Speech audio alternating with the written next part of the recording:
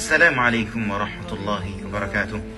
أحبابي الكرام, ikiwa ni halqa yetu ya 17 sawa na tarehe 17 ya mwezi mtukufu wa Ramadhani, la ilaha illa Allah, masiku yanazidi kukatika na kuenda zake kwa Mwenyezi Mungu Subhanahu wa Ta'ala.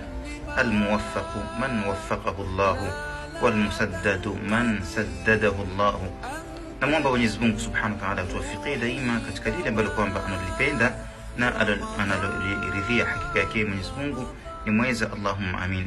Mtazamaji mtukufu wa Kiislamu, ikiwa ni barnamiji yetu ya fattabi'uni, nifateni mimi mtume Allah Subhanahu wa Ta'ala, katika aljuz'u athani, tushirikiani kwa umoja wetu katika halqa hii kuyabainisha baadhi ya makosa ambayo kwamba yenye kupatikaniwa katika mwezi mtukufu wa Ramadhani.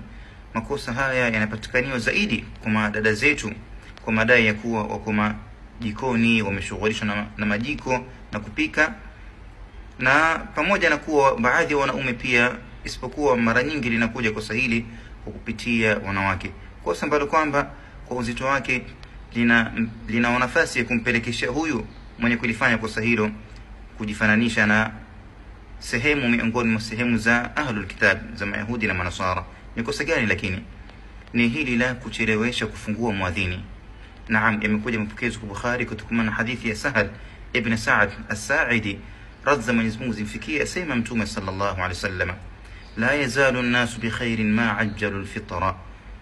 Asema Mtume sallallahu alaihi wasallam, hawatoacha watu kuwa katika khairi yenye kumridhisha Allah Subhanahu wa Ta'ala siku zote, madamu wao ni wenye kufanya haraka kufungua muadhini.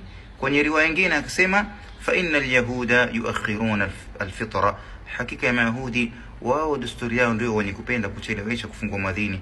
Je, mimi na wewe tuko wapi?